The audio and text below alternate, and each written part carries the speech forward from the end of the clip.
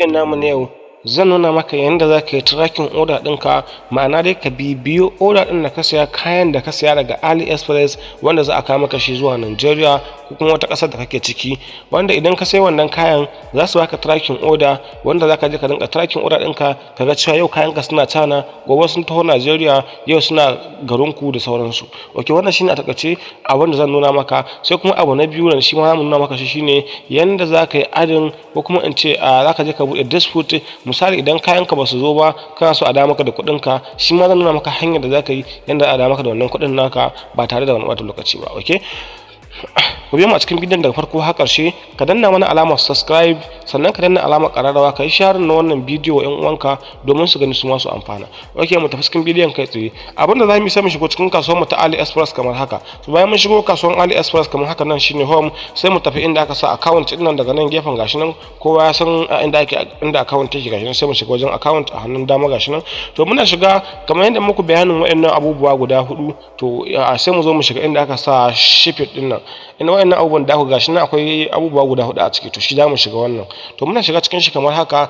Abin da zai faru shine duk wata order da muka yi wacce aka mana shipping ɗinta ta riga ta taho, to za mu ganta a nan gun ta yi a fiyarin. So waɗannan kayayyakin duk kayan da muka saya ne wanda sun riga sun taho, an yi order ɗin sun riga sun taho. Ok, so shine a takaice. So abin da za ka yi shine kawai a nan gun kana zuwa daga nan gun, misali sai ka zo ka taɓa kan kayan.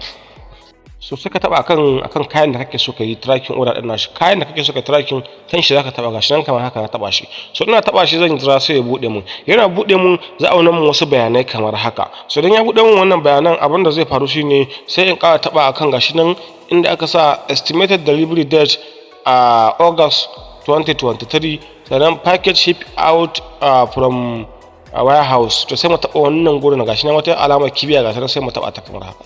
So kana taba alamar wannan kibiyar zaka ga ya kawo ka guri kamar haka, wanda hakan shi yake nuna cewa ga inda kayanka suke. Nan gu shine wajen inda kayanka suke tafiya. Gashi nan ya baro China, yanzu haka yana kan wajen border, zai taho a Nigerian custom kenan, daga nan kuma sai ya taho garin mu, sannan kuma sai a sa masa a matsayin yayi delivery, za a tura maka sako kenan a matsayin ya riga ya zo. Ok, so abin da zaka yi shine sai ka sako ƙasa, daga ƙasa za ka ga inda aka sa ga kayan nan logistic info.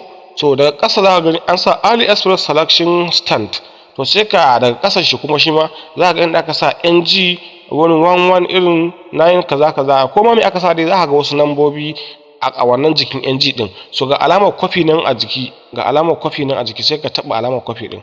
So kana taba kwafi shikenan kai kwafi din. Wannan shine tracking ID ɗinka, ko kayan aka kawo maka idan ka je karba wa'annan ID din ake dubawa domin a tabbatar wa'annan kayan naka ne. Ok, so sai mu taho kai da kayan kwafi din nan, abin da zaka yi sai ka taho cikin browser ɗinka ko kuma Google ɗinka, sai ka zo ka sacin wannan kamfanin jigilar ɗin da suke kawo kayan kenan. Gashi nan shine Speed Up Express.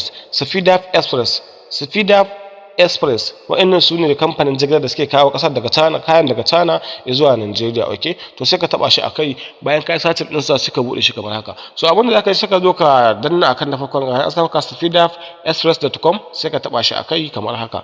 So kana taba zaka jira sai ya bude maka. So zaka ga yanda tsarin sa yake. Wannan shine Speed Up Express. Wannan jirgin shine ke jigilar kayan mu daga China zuwa Nigeria. So zaka ga duk ga irin bayanan sa nan, zaka iya karanta, kun gan shi nan duk ga bayanan jirgin nan da sauransu. Kamfani ne guda wanda yake jigilar kaya nan. Idan ka zo ka duba ga follow us din, zaka ga duk ga bayanan su nan, gashi nan inda suke a Twitter, a Facebook, Instagram, WhatsApp da dai sauransu, da zaka ga inda suke. To abin da zaka yi shine daga nan idan ka dawo sama zaka ga inda aka sa please enter your tracking numbers. To sai ka zo ka taba shi a nan gurin wajen searching din nan, sai ka sa wannan kai posting din wannan tracking ID din. So kana tracking sai ka danna inda aka sa inquiry din nan. So kana kilki akan inquiry za ka ga sun baka bayanan wa'annan kayan naka. Ina fatan kun fahimta. Za ka ga sun baka wa'annan bayanan kayan naka kamar yadda na faɗa muku a baya. Ok, to wannan shine yadda ake tracking din wannan order din. So abin da zai faru shine sai mu je abu na biyu shine wancan fa idan kana so ka san yanda kayanka suke, shine zaka yi amfani da wancan hanyar. Amma ko baka yi wancan ba ma zaka iya amfani da wannan nuna maka na farko kenan, nan gurin kenan. Nan gurin shi ma kamar da san wancan abin yake.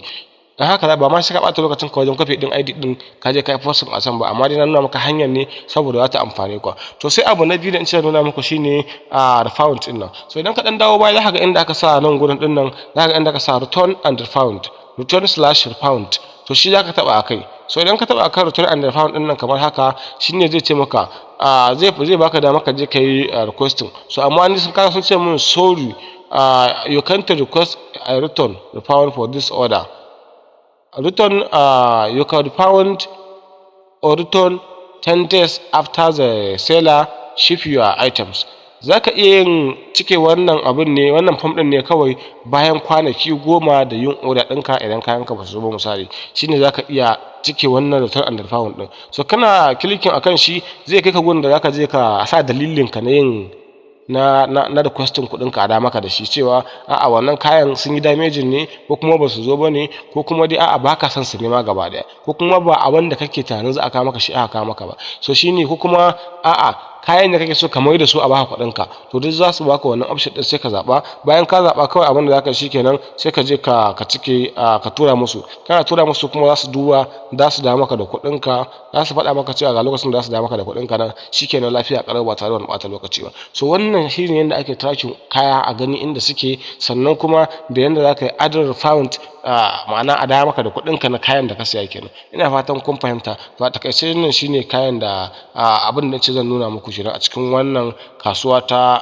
AliExpress, wanda kuma ina tunanin wannan shine bidiyo na ƙarshe da zamu yi akan wannan kasuwa, dan na san komai da komai in dai mutum ya kalli bidiyo na 1 na 2 na 3 har zuwa na yanzu, na san ya fahimci dukkanin wannan trend din namu. Duk wanda yake tunanin bai fahimci wani abu ba, zaka iya mana magana a ƙasan comment, ko kuma ka je profile din mu, akwai number WhatsApp din mu, zaka iya magana akan magana ta WhatsApp, sai mu nuna maka duk abin da kake so ka sani, wanda insha Allah hakan ba zai zama matsala ba. Nagode sai mun ƙara saduwa a bidiyo na gaba.